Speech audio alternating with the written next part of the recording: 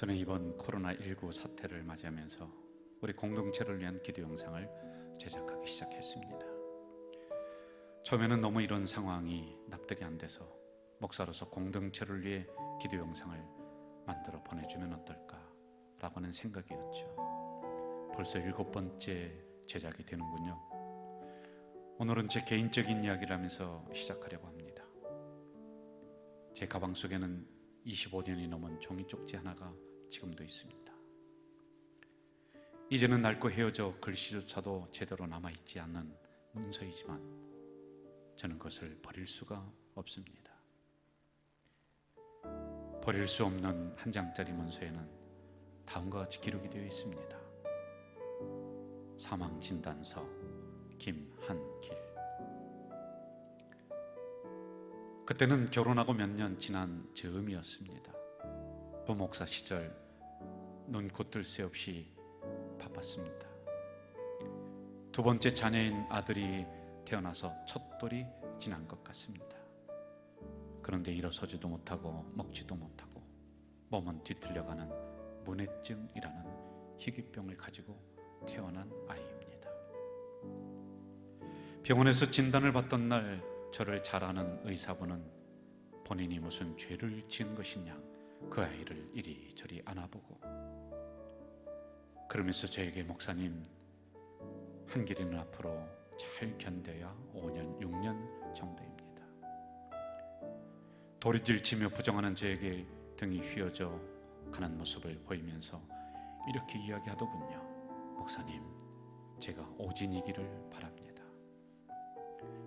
가슴이 저며온다, 가슴이 무너져 내린다는 표현이 그때서야 다가오더군요. 왜 하필 나입니까? 그 아이가 아프다는 것을 인정하기까지는 무척이나 많은 시간을 방황했던 것 같습니다. 목사로서 감당하기가 사실은 너무 힘들었습니다. 성도들이 수군거리는 것만 같았죠. 2중, 3중 장애를 가지고 있는 자녀를 품에 안고 환한 대낮에는 밖을 나가지를 못했습니다. 캄캄한 밤이 되어서야 그 아이를 안고 서성였던 날이 몇 날이었는지도 모릅니다. 낮에나 밤에나 그 아이를 끌어안고 울었을 아내를 생각하면 지금도 내가 화를 내고 투정 부렸던 것이 영 미안하곤 합니다. 그 아이는 영혼이 참 막습니다. 그래도 하나님의 선물입니다. 기도하며 이겨나가세요. 천사와 같은 아이입니다. 사실은 그렇게 쉽게 말하면 안 되는 것입니다. 속으로 삼키는 울음이 얼마나 많았는지, 하나님에게 따지고 싶은 것들이 얼마나 많았는지, 억울한 생각이 얼마나 컸는지, 누군가에게 내 속마음을 털어놓고 싶은데 그럴 수가 없었습니다. 가장 많이 생각나는 것이 엄마이더군요. 그때만큼이나 먼저 하늘 날아가신 엄마가 원망스러웠던 적이 없던 것 같습니다. 정채봉 시인의 엄마가 휴가 나오시면 이라는 시를 읽으면 왠지 가슴이 먹먹해집니다. 하늘나라에 가 계시는 엄마가 하루 휴가를 넣어도 오신다면 아니 반나절 반 시간도 안 된다면 단 5분, 그래요 5분만 온데도 나는 원이 없겠다. 얼른 엄마 품속에 들어가 엄마와 눈 맞춤하고 젖가슴을 만지고 그리고 한 번만이라도 엄마 하고 소리내어 불러보고 숨겨놓은 세상사 중 딱 한 가지 억울했던 일을 일러 바치고는 엉엉 울겠다. 그렇게 한길이는 저희들 품속에 몇 년을 더 살다가 하늘나라에 갔습니다. 버리지 못하는 한길이 사망 진단서, 사실은 미안해서입니다. 아빠로서 하지 말아야 할 생각을 해서입니다. 그렇게 기도하면 안 되는데 너무 힘드니까 하나님, 할 수만 있으면 빨리 데려가 주십시오. 그 기도가 너무 미안해서입니다. 제가 우리 가자제일교회를 섬긴 지 16년, 현장은 어렵고 힘들더군요. 마음이 아픈 사람들이 많고 고난을 겪어나가는 사람들이 참 많았습니다. 제가 겪은 그 아픔을 가지고 성도들의 손만 잡아줘도 울고 들어만 줘도 울고 기도만 해도 웁니다. 대나무가 바람이 불어도 쉽게 쓰러지지 않는 이유는 중간중간에 마디가 있기 때문이라고 합니다. 높은 빌딩에는 30층마다 대나무의 마디 역할을 하는 구조물을 넣었기 때문에 바람을 잘 견딜 수가 있다고 합니다.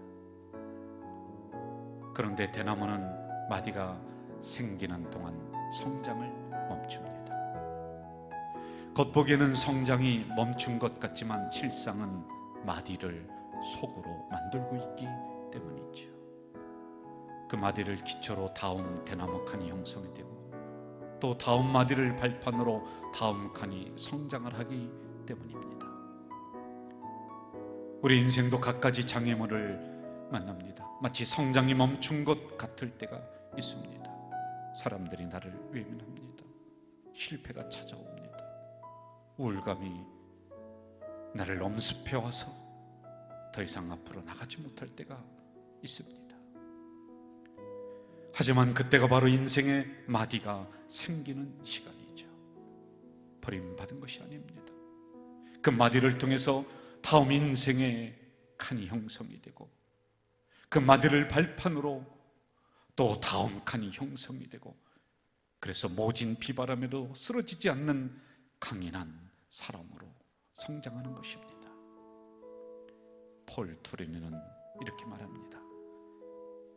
슬픔이 크면 클수록 슬픔이 만들어내는 창조적 에너지는 더욱 크다.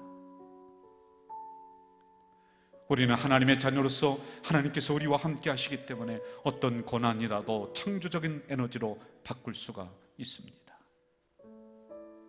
그러므로 어렵고 힘든 순간에도 하나님을 믿고 그 손을 잡고 다시 한번 일어서십시오.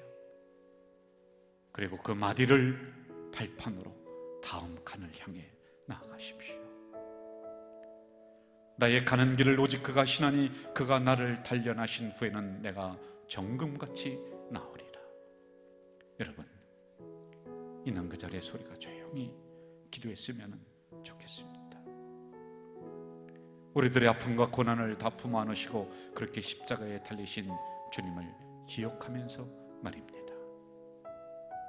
사람들에게 거절당하고 짐승 곁에서 태어난 예수님은 여러분의 외로움과 쓸쓸한 시간을 알고 계십니다.